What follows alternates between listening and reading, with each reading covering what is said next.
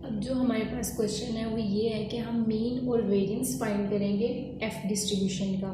तो आपको पता है कि जब हमने उसका किसी भी चीज़ के मीन और वेरिएंस फाइंड करना होता है तो हमारे पास दो मेथड होते हैं, या तो हम उसको मोमेंट जनरेटिंग फंक्शन के थ्रू उसको ड्राइव कर लें मीन और वेरिएंस को, या फिर हम इस मेथड से करें। अब यहाँ पर हम क्या करते हैं कि हमने म्यू आर आर्बिट्रेरीज होते हैं इसको कंसिडर करते हैं। इसका ये मतलब होता है कि ये हमारे पास मोमेंट्स हैं अबाउट ओरिजिन, ठीक है। और यहाँ पर जो एक्सपेक्टेड वैल्यू लेते हैं वो मतलब जैसे यहाँ पर देखिए एफ डिस्ट्रीब्यूशन का ले रहे हैं तो यहाँ पर हमने एफ आर लिख दिया। अगर हम यहाँ पर टी डिस्ट्रीब्यूशन का ले रहे होते तो हमने यहाँ पर टी और आर लिख देना था, ठीक है। तो जब हम इस तरह अब एफ डिस्ट्रीब्यूशन के लिए कर रहे हैं तो हमने सिंपली उसको बाय डेफिनेशन इससे डिनोट कर दिया। अब जब ये वाली एक्सपेक्टेड वैल्यू है इसको किस तरह से ओपन करते हैं कि ये देखिए इसकी हम लिमिट लिखते हैं, जो डिस्ट्रीब्यूशन हो उसकी लिमिट आती है। एफ डिस्ट्रीब्यूशन की लिमिट 0 से इन्फिनिटी तक होती है, वो हमने लिख दिया। साथ में हमने अपना डिस्ट्रीब्यूशन जो फंक्शन इनके एफ है वो हमने लिख दिया एफ आर, और साथ में उसका प्रोबेबिलिटी फंक्शन मल्टीप्लाई करा देते हैं और साथ में डी एफ आ जाता है। अब यहाँ पर क्या करेंगे कि प्रोबेबिलिटी फंक्शन जो है हमारे पास एफ डिस्ट्रीब्यूशन का ये इतना ज़्यादा होता है, ठीक है, ये आपने ऐसे याद करना है। तो वो हमने क्या करना है कि सिंपली यहाँ पर हमने प्रोबेबिलिटी फंक्शन इसका लिख दिया। अब यहाँ से जो हमारे पास कांस्टेंट वैल्यू है, अब देखिए यहाँ पर लिमिट जो है वो एफ पे अप्लाई हो रही है, एफ और आर पे, ठीक है। अब जहाँ जहाँ हमारे पास आर है या आप कह लें कि हमारे पास जो डिस्ट्रीब्यूशन हमारा एफ है फंक्शन है ना, हमने वो जो फंक्शन है ना उस फंक्शन के ऊपर हमने लिमिट अप्लाई करनी है। बाकी ये जो सारा ये हमारे पास कॉन्स्टेंट है, तो कॉन्स्टेंट को हमने बाहर लिख देना है और जो हमारे पास लिमिट है वो हमने इधर लिख देनी है, ये जिसका हम यहाँ से हमें पता चल जाता है कि देखें डिफरेंशियल फंक्शन एफ है ना, तो एफ हमारे पास एक वेरिएबल है, वो मतलब एज अ वेरिएबल ट्रीट होगा, तो इसलिए सिर्फ लिमिट एफ की डिस्ट्रीब्यूशन पे एफ वाली जहाँ जहाँ वैल्यूज़ है वहाँ पे अप्लाई होगी। हमने सिंपली वो कर दिया कि कांस्टेंट को अलग कर लिया और बाकी ये टर्म ऐसे लिख दिया। अब यहाँ पर देखें कि अब हम क्या करेंगे, अब हम लेट कर लेंगे। ये आपने कैसे याद करना है कि कहाँ से लेट करना है, यहाँ पर देखिए ये जो टर्म है ना इसको हमने लेट करना है कि ये हमारे पास y के इक्वल है। यहाँ से हमने वैल्यू निकाल लेनी है f की। वो किस तरह से निकाल ली है कि यहाँ से n2 इधर जाके मल्टीप्लाई हो गया और डिवाइजर में हमारे पास n1 आ गया, तो ये हमारे पास f की वैल्यू आ गई। यहाँ से हमने डिफरेंशियल इसकी ले लिया f का, तो हमारे पास वो ये टर्म आएगी कि जैसे डेरिवेटिव जब हमने f पे अप्लाई किया तो यहाँ पर डेरिवेटिव y पे आ जाएगा। ये पूरा कांस्टेंट है तो ये ऐसे ही रहेगा। अब हमने क्या करना है, अब हमने सिंपली इसको रिप्लेस किया, यानी कि जहाँ जहाँ हमारे पास f था वहाँ वहाँ हमने y के फॉर्म में रिप्लेस किया। यहाँ पर देखें हमारे पास क्या था, ये f की जगह हमने खाली ये वाली वैल्यू रिप्लेस कर दी है n2/n1 और y, और यहाँ पर ये पूरी टर्म हमने y के इक्वल ऐड की थी तो हमने सिंपली यहाँ y लिख दिया, बाकी पूरी टर्म हमने ऐसे ही लिख दी। और यहाँ पर df था, df की वैल्यू हमारे पास किसके इक्वल है, ये इसके, तो हमने वही सिंपली यहाँ पर लिख दिया। अब यहाँ पर देखें सिर्फ सिंप्लीफिकेशन करनी है और हमारे पास ये मतलब इससे ये रिड्यूस होती चाहिए। अब देखें सिंप्लीफिकेशन किस तरह करनी है कि पहले हमारे पास n1 बाई यहाँ पर 2 है, ठीक है, यहाँ पर n1 है बाय n2, ठीक है। तो अभी देखिए ये हमारे पास कांस्टेंट है, ये बाहर है। अब यहाँ पर जो हमारे पास इंटीग्रेशन के अंदर ये वाली टर्म थी वो हमारे पास क्या थी, n2/n1, इसको हमने रिवर्स कर लिया तो ये हमारे पास क्या होगी n1/n2, ठीक है, यही दोबारा बन गई। अब यहाँ पर ये r पॉजिटिव है, लेकिन जब हमने इस चीज़ को रिप्लेस किया तो यहाँ पर -r आ जाएगा, तो वो हमारा -r हमने यहाँ पर लिख दिया। इसी तरह जब इसके लिए भी करेंगे तो ये भी टर्म माइनस हो जाएगी, वो हमने यहाँ पर लिख दिया। बाकी ये देखें ये n1/2 जो है इसका ये है, ये साथ लिखा हुआ है, और यहाँ से एक टर्म जो हमारे पास आई है ये जो -1 वाली आई है, ठीक है, ये कहाँ से आई है, ये यहाँ से आई है कि देखें n2/n1 है, तो इसको जब हमने इन्वर्स किया तो वो n1/n2 हो गया, तो इसकी पावर आप देखें 1 होगी ना, तो वो यहाँ पर आके माइनस होगी, मतलब इन्वर्स में आ जाएगी ना, क्योंकि हमने उसको ऊपर नीचे ले लिया, तो वो हमने यहाँ पर लिख दिया। बाकी हमारे पास सिंपल हमने फंक्शन किया तो वो हमारे पास ये बन गया।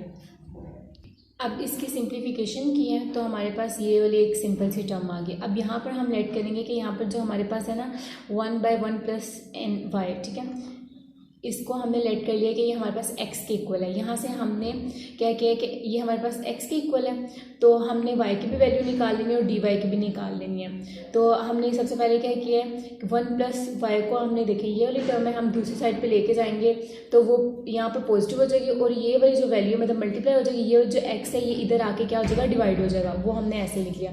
अभी देखिए ये जो y है ये हमारे पास इन्वर्स की फॉर्म में आ गया, इसके ऊपर जब डेरिवेटिव हमने अप्लाई किया है तो वो हमारे पास ये टर्म में बन जाएगा, ठीक है। डेरिवेटिव अप्लाई किया तो हमारे पास ये, इसका डेरिवेटिव आ गया। अब डी वाई का डेरिवेटिव हमारे पास इस टर्म के इक्वल है। अब हमने इसकी लिमिट्स को भी लिख लेना है। अब देखिए जब हम वाई में इन्फिनिटी पुट करेंगे तो एक्स की वैल्यू हमारे पास 0 आएगी, यानी कि हमने क्या करना है, ये देखें हमने यहाँ पर लिमिट पुट कर देनी है कि y की वैल्यू हमने इन्फिनिटी अगर यहाँ पर हम पुट करें तो इन्फिनिटी प्लस 1 क्या हो जाएगा, इन्फिनिटी हो जाएगा। तो 1 ओवर इन्फिनिटी किसके इक्वल आता है, 0 के, तो इसलिए x की हमारे पास आ जाएगी इन्फिनिटी। और जब हमने y की जगह 0 पुट करना है तो फिर देखें जब हमने y की जगह 0 पुट किया है तो यहाँ पर 0 + 1 क्या आ जाएगा, 1, और यहाँ पर 1 / 1 = 1। तो इसलिए x की हमारे पास जब y हमने 0 पुट किया है तो x की लिमिट 1 आ रही है, और y इन्फिनिटी पुट किया है तो x की वैल्यू हमारे पास 0 आ रही है। अब ये सारी चीज़ें जो हम इसमें रिप्लेस कर देंगे कि इसकी लिमिट भी पुट कर देंगे, और यहाँ पर जो हमने y को लेट किया वो भी हम इसके अंदर, मतलब ये 1 + y है वो भी हम यहाँ पर पुट कर देंगे।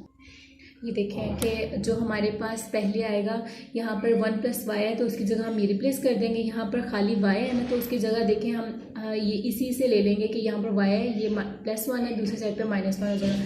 या तो ये टर्म इसकी जगह हम पुट कर देंगे y की जगह, और यहाँ पे हम इसको इस तरह मज़ीद सिंप्लीफाई कर लेंगे। मज़ीद किस तरह सिंप्लीफाई किया y को कि यहाँ पर ये 1/x है और -1 है, तो x इधर जाएगा तो -x हो जाएगा, नीचे x आ जाएगा। या इसको यूज़ कर लेंगे, इसको यूज़ कर लें, तो मैंने यही यूज़ किया हुआ है।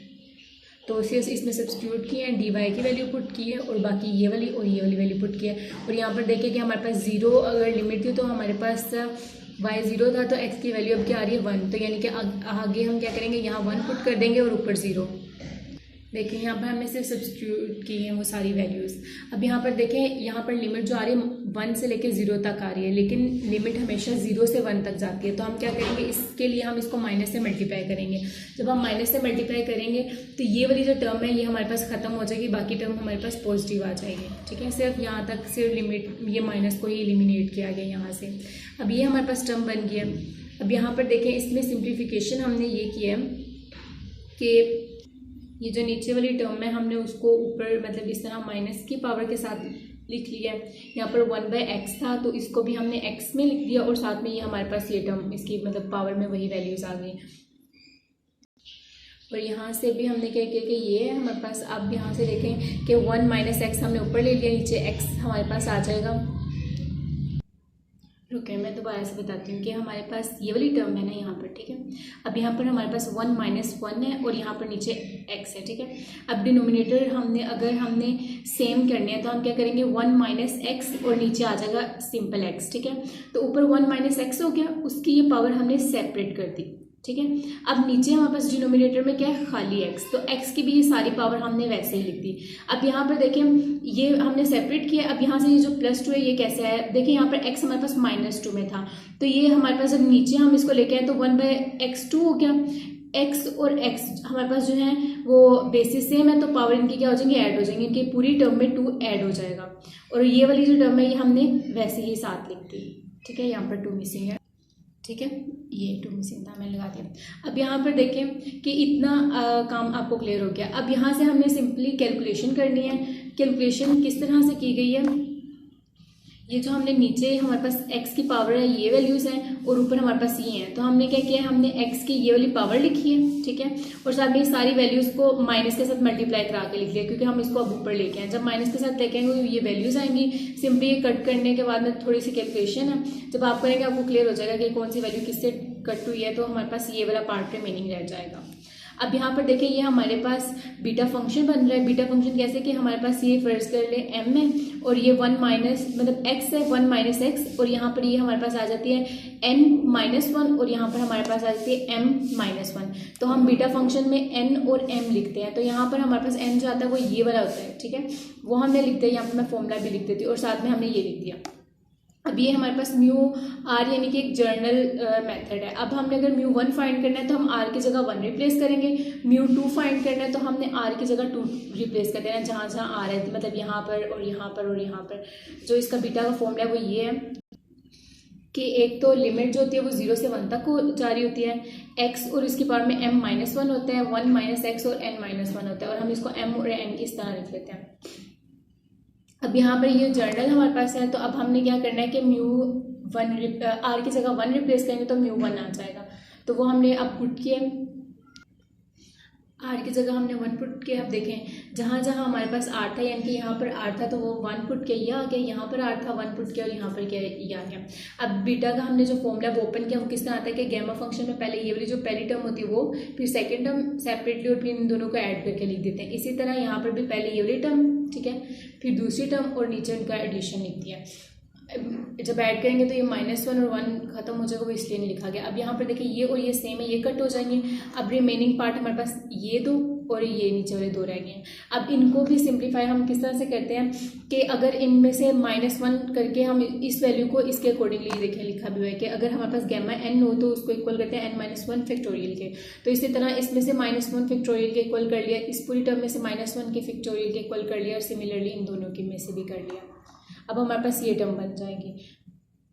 अब यहाँ पर देखें ये जो है, ये वाली पूरी टर्म जो है ये हमारे पास हम इस तरह आगे वो हमने वैसे ही लिख लिया फैक्टोरियल के साथ। इसको हमने इसको थोड़ा सा हमने इसको ओपन कर दिया, वो किस तरह कि यहाँ पर देखिए 1 और 1 से कट हो जाएगा, हमारे पास आ जाएगा n1/2 फैक्टोरियल। तो फैक्टोरियल को हम किस तरह से ओपन करते हैं कि जो भी टर्म होती है उसमें से -1 एंड सो ऑन करते जाते हैं। तो हमने जब इसमें से -1 पहले किया और वो फैक्टोरियल के साथ हमने ऐसे लिख दिया।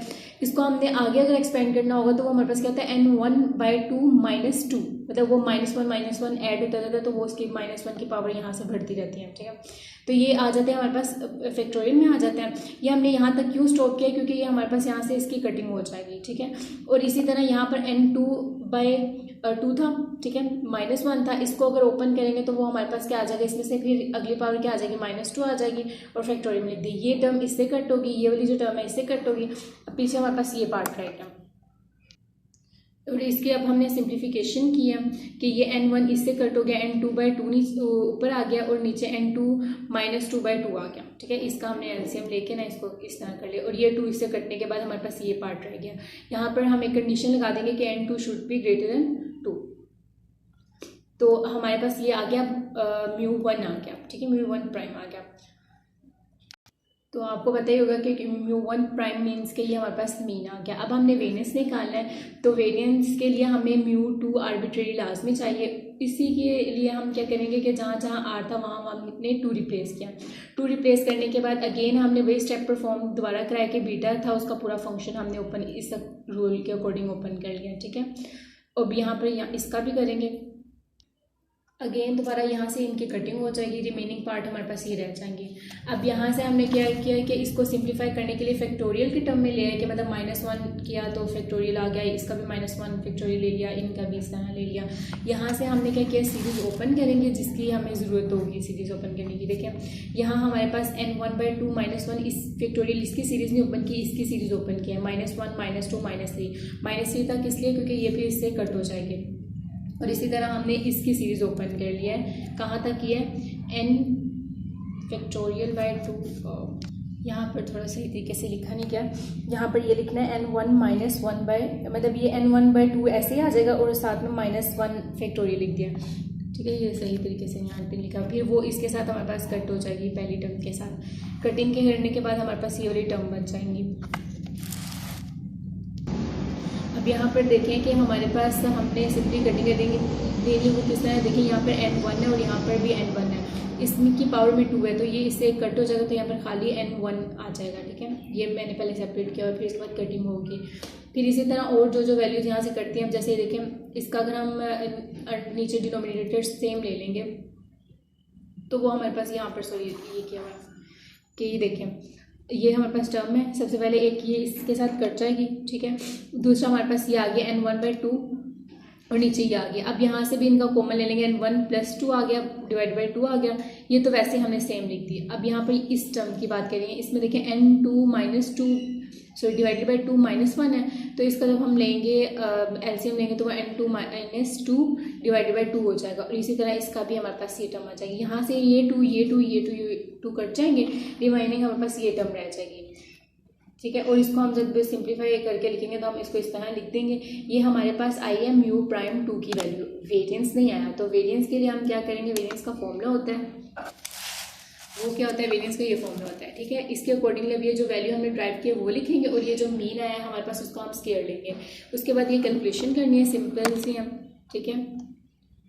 कि यहाँ से हमारे पास n2 जो है वो कॉमन आ रहा है, वो हमने एक साइड पे ले लिया, बाकी ये हमारे पास रिमेनिंग टर्म रहेगी। इसका एलसीएम ले लिया, एलसीएम लेके हमारे पास ये वाली टर्म आ जाएगी, ठीक है। और उसके बाद इनकी सिंप्लीफिकेशन करने के बाद हमारे पास ये फाइनल आंसर आ जाएगा जो हमारे पास वेरिएंस होगा इसका। Thank you.